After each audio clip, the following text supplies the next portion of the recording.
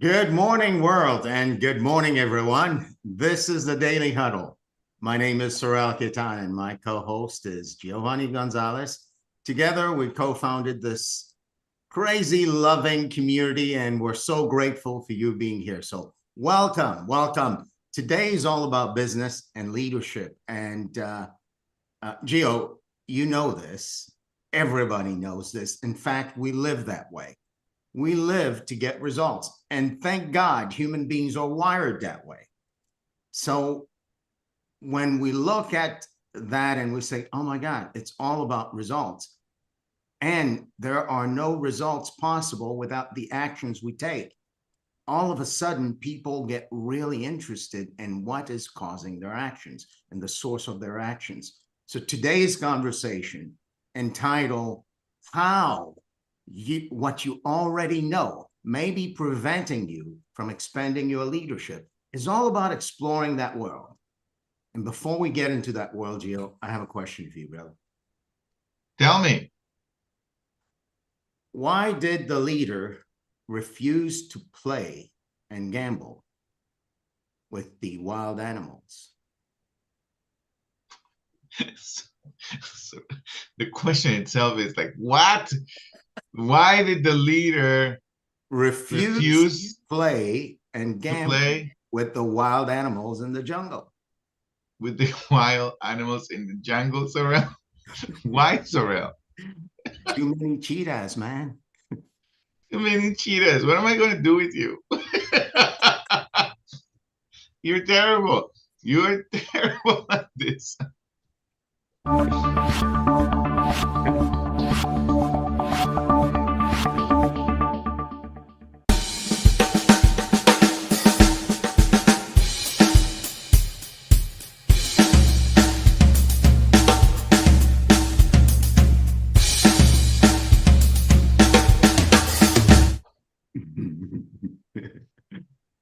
Gio, you love those, don't you? I love how bad you are at telling a joke. You're like, so what did the leader who just came from vacation after having a nap decided not to gamble with some animals who were in the jungle while they were hungry? Like, what?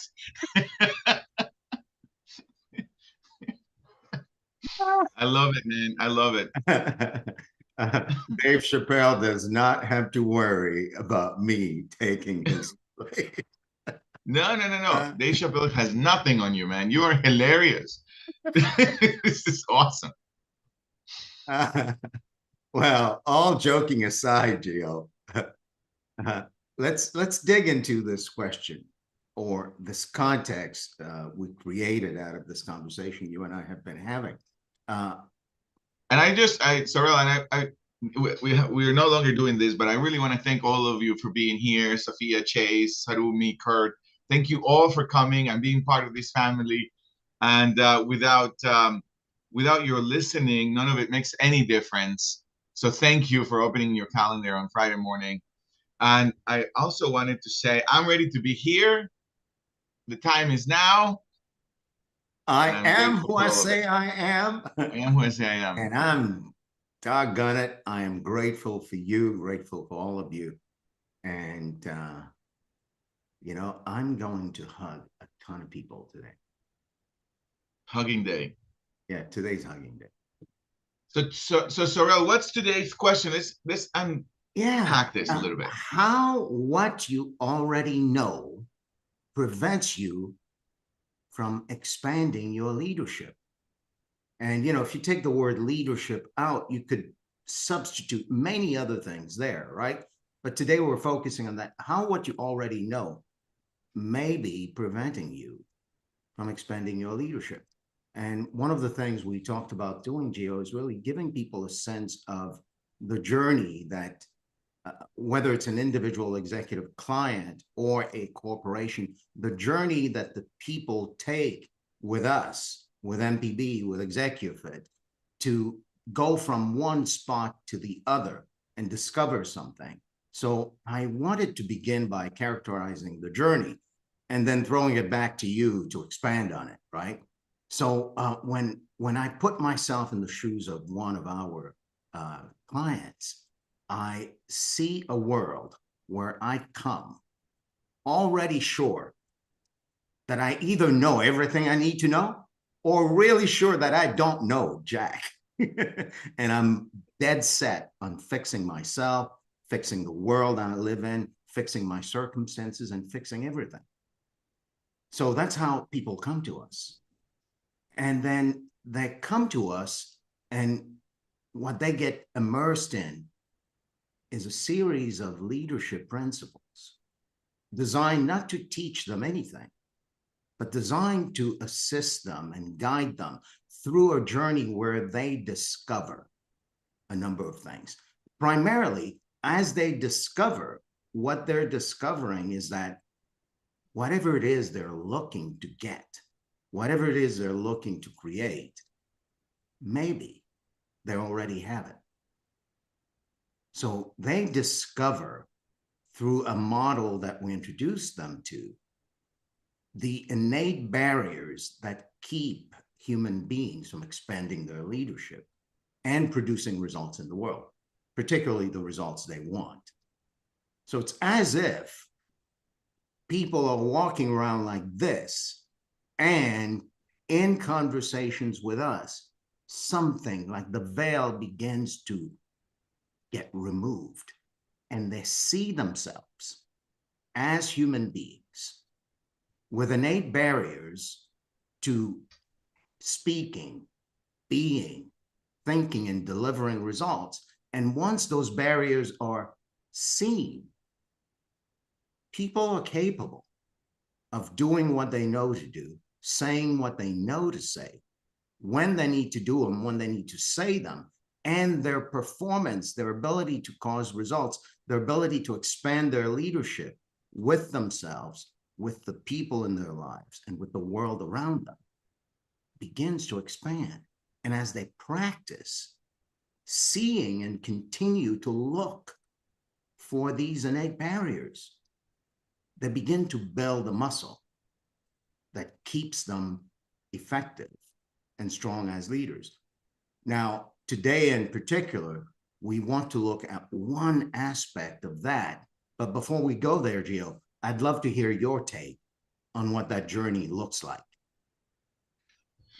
Yes, thank you, Saurel. So I'm going to recreate what you said, my words, which is one of the aspects that we are committed to, and I think everyone on this Zoom meeting is committed to, and everyone who's listening to, is to create results in their lives. That they, most of us wake up in the morning with some kind of goal in mind or some kind of issue that we need to have a breakthrough in or break a threshold. And so when we have a chance, an opportunity, or the privilege to work with people with their businesses and in their lives, what we look for is to, I like to use this word sort of a lot, is to disabuse them with what they already know. And because I like that quote from Albert Einstein, or I think it's from Albert Einstein, which is it's something like, and I'm paraphrasing, that the problems you have, you created them. How does it go? I think you're referring to the one that goes like this. The same person who created the problem you're in isn't the person who's going to get you out of them. Yes, and I love to paraphrase this by saying, man, you're digging a hole. And if you're the one digging the hole, you're not the one to get yourself out of it. Yes, but most of us don't see ourselves digging a hole. That takes a little bit of coaching and a guided conversation for someone to see themselves digging a hole. We see ourselves trying to get out of a problem or having a breakthrough in a result. And the way we have been, or one is operating for a long time, is creating that hole and that issue. And so when we have a chance to work with people, one of the things that we certainly do and we're committed to, and that's what we're going to talk about today, is to disabuse people from everything they already know about what they're really good at too. Yeah. And so today's question, which is, how what you already know prevents you from expanding your leadership is very counterintuitive for most of us, because most of us use our knowledge to get results, what we already know. So where is my brain going to go? My brain's going to go to a place where I already know, to try to get results, to try to put in a box the circumstances that I'm already dealing with and how did I solve them before. Or I'm going to go and try to study somebody else and how they solved the issue before. So we sort of continue to repeat models. But all of these models prevent us, or prevents a leader, prevents you from actually expanding your capacity for leadership. And so that takes some thinking, really some thinking. How is it that what I already know prevents me from expanding my capacity to think, from expanding my capacity for leadership? And so that's how I wanted to also recreate what you said. And Yeah. maybe we could start looking at what does that look like? Yeah. And the other thing that's popping up for me, Gio, is when we say what you already know, what do we mean by that? Because, people know mathematics. People who are accountants know accounting. People who are doctors know medicine. We're not necessarily pointing to that kind of knowledge. See, that kind of knowledge in terms of knowing a skill is important. So we're not dismissing that. When we're looking at what you already know, we're talking specifically about what you already know about you, what you already know about others, what you already know about your circumstances, what you already know about the And work also, that boxes you up. okay, yeah.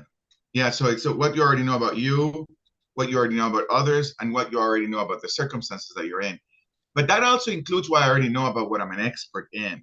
Because what what is what I've seen, certainly for myself, and I countless of breakthrough testimonials of people who are experts in a field. And when I mean experts in a field, I don't mean being in business for 10 years. I mean someone taking on a doctorate degree in a particular field and going all the way, that my knowledge, what I already know about everything I know, prevents me from seeing an opening about what I am committed to. And Yeah. that really is something difficult to do. For example, I was working with a client yesterday, and this client has been in business for about 17 years, and they do a little bit over $8 million, and they have okay profit margins. So you could say these folks, they know what they're doing. 17 years is only like 0.5% of businesses ever make it to the 10-year mark. And that doesn't mean you're profitable. And these guys are profitable 17 years, so they know what they're doing. And they have been the same business owners, and they started it from scratch. So do they know what they're doing? They know what they're doing, right? And so Saurel and I are not going to go there and say, well, let me tell you how to do your business, because we have no idea and we don't have 17 years. But what we do know is that the way you look at what you already know may be preventing you from actually having a breakthrough in the direction in which you want your business to go. And that makes sense. That really Yeah. makes sense. Well, so how do I look at something I already know differently? And that's what we're pointing to in this conversation. So, for example, in this client of ours, we said, okay, so what is the breakthrough we're having? And they said, well, we're having a challenge in our accounting. Now, do they know about accounting? Well, for 17 years and that kind of businesses, they know something about accounting, right? But they are overwhelmed in their world of accounting in this complex business that they're in. And so I asked, so how long have you, how have you been expanding in your business? And they said, well, we have been expanding in our sales, we have been expanding in production. Oh, okay. And I said, okay, so how has your accounting department been expanding? And then the business owner said, the CFO said, I haven't expanded my accounting department. I'm still using the same processes and procedures from 1 million to 7 million. And the same And number then of people, probably. same number of people running it. And so she said, huh, no wonder why we're overwhelmed. We're expanded every other area, but this one is not expanding.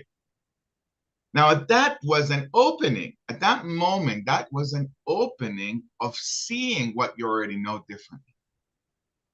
Now, in order to expand, in this example, that accounting department, in order to expand it, this business owner needs to suspend everything they already know about it so that they can expand it. At that moment, they need to spend it. A little bit of what Albert Einstein had to do to create the theory of relativity. He had to suspend everything he already knew about physics. And this guy, Albert Einstein, wasn't just some schmuck about physics. I mean, he knew more than anybody in the planet. Yeah. But we all gotta need to go through this direction, suspending everything we already know in order to go into this new paradigm in those areas that we care about.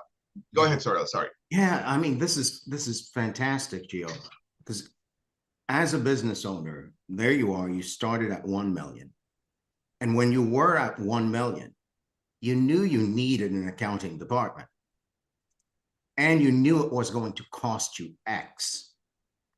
And from what we know about businesses, when you're at the 1 million threshold, to actually stand up an accounting department takes something.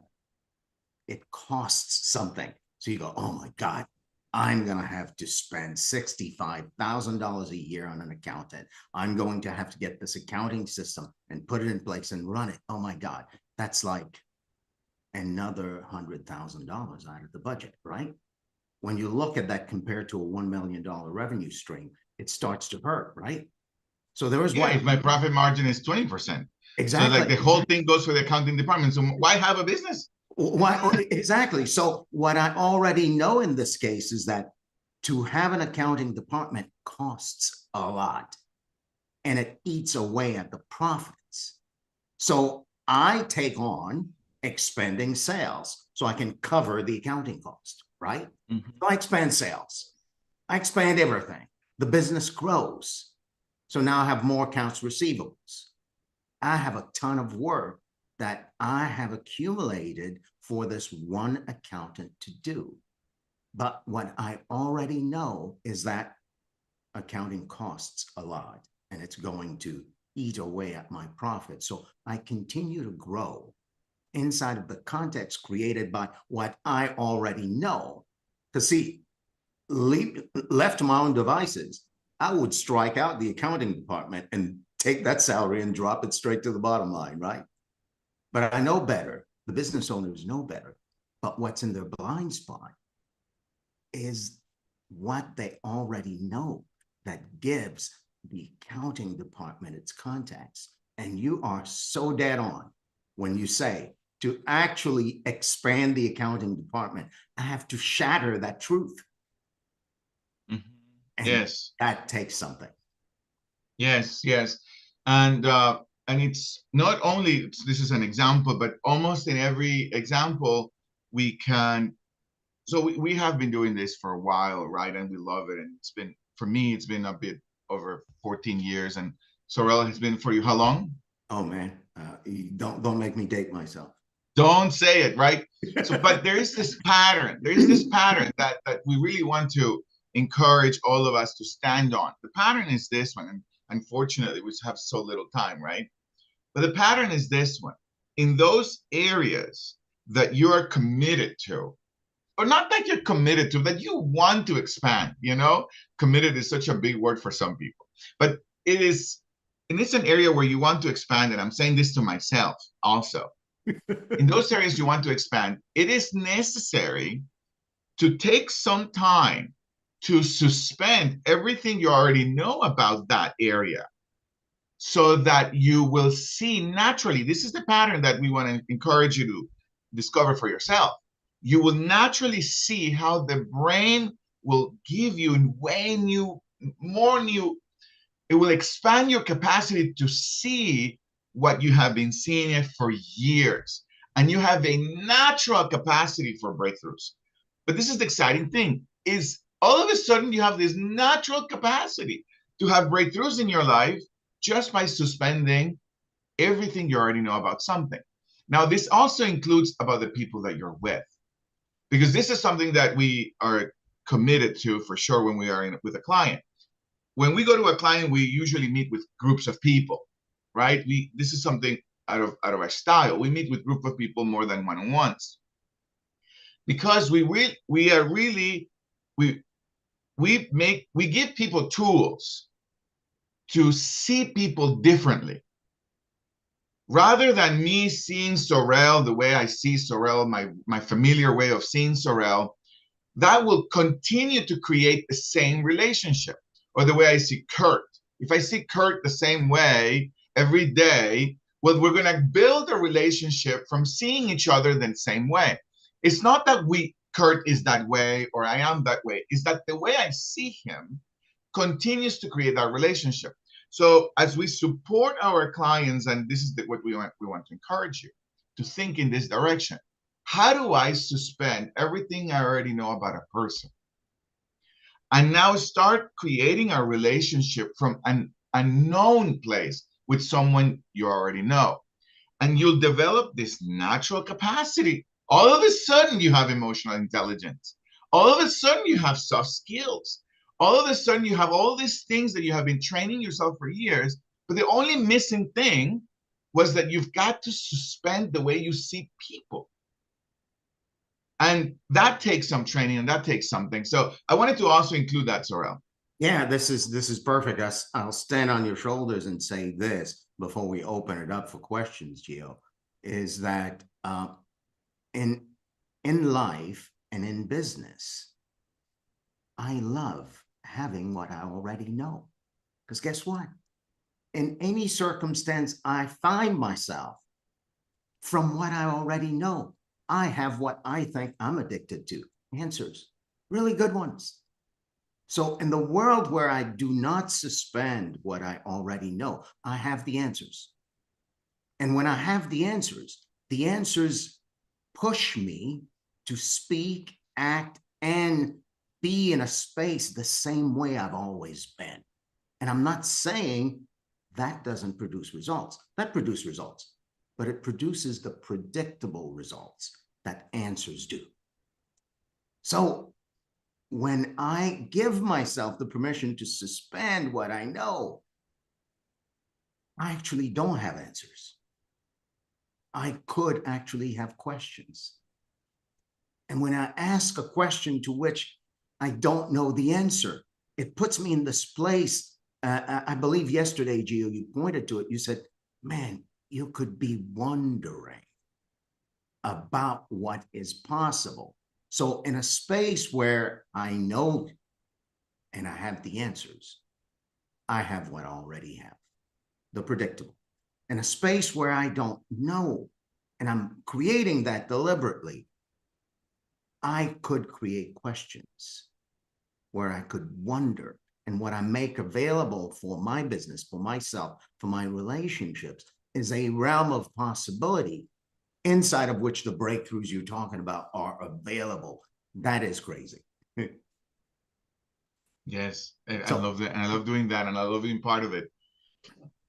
Well, I Yes, wonder what my friends are thinking and what's bubbling up for them. Questions, comments, yeah, buts, you name it. What are you thinking?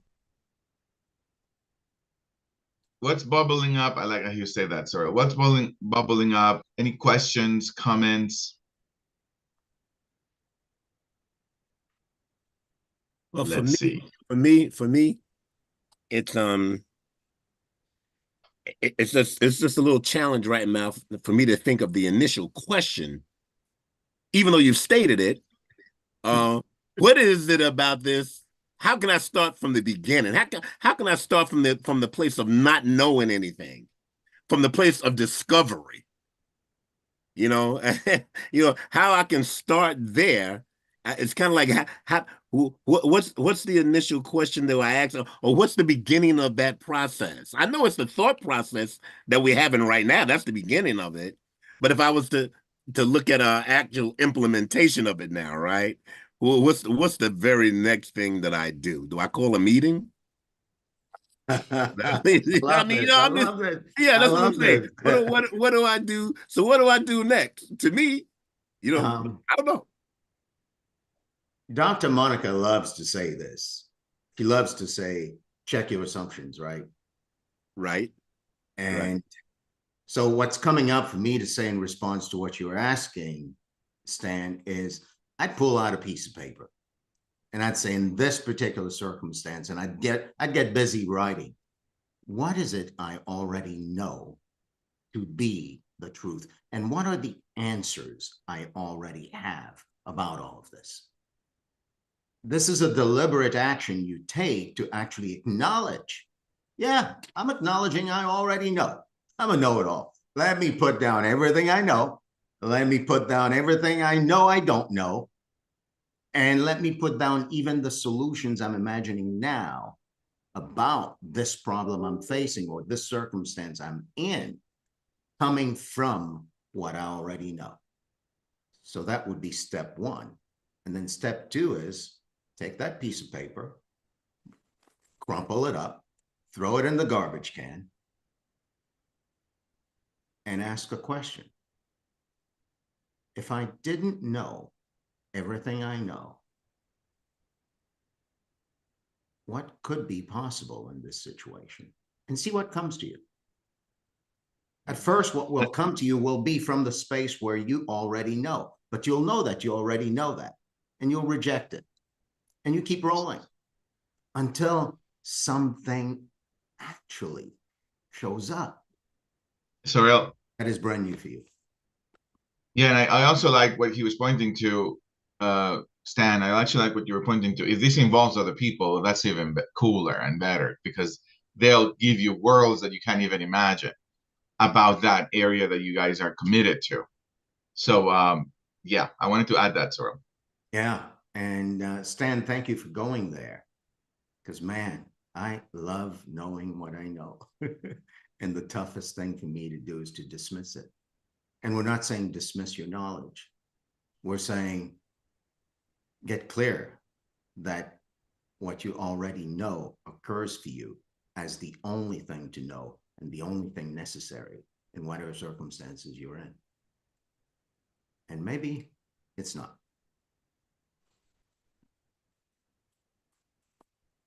So, Gio, time flies, brother. It's 28 after.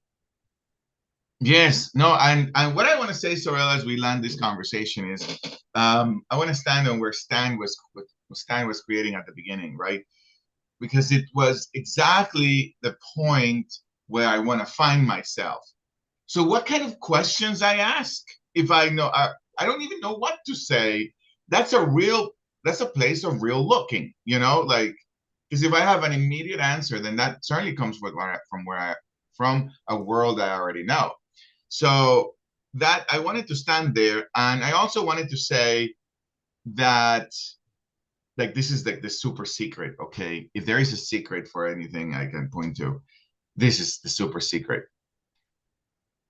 Anything I can give credit to, or we as a company we can give credit to, is our capacity, our years developed practice to get people to suspend what they already know. And it creates massive results. Massive results. And now nobody has to change. The industry doesn't have to change. You don't have to get a new team. You don't have to fire anybody. It's just suspending what you already know about those things that you know for sure will give you a massive competitive advantage in anything you care about. That's what I wanted to say, Saurel. Perfect way to put a bow on this conversation, Jill. And as I contemplate our 8 tenets, I'm actually seeing and discovering right now how what I already know keeps me from loving fully. We were joking about 2 billion people earlier that I completely dismissed, right? and yes, I do dismiss people and dismiss circumstances from the standpoint of what I already know, and it limits my leadership and love. And what I already know limits the way I work out and the movements I do. It's like, gosh, yes, I know that a kettlebell is the only thing in town. So I'm going to do kettlebell swings and nothing else. So what I already know limits me everywhere. So as you contemplate our tenets, love, laugh out loud, eat mostly plant-based, sleep well, stress less, give, and move. Remember, what you already know might be constraining your performance in all those areas. So for that reason, check your assumptions. Ask a new question.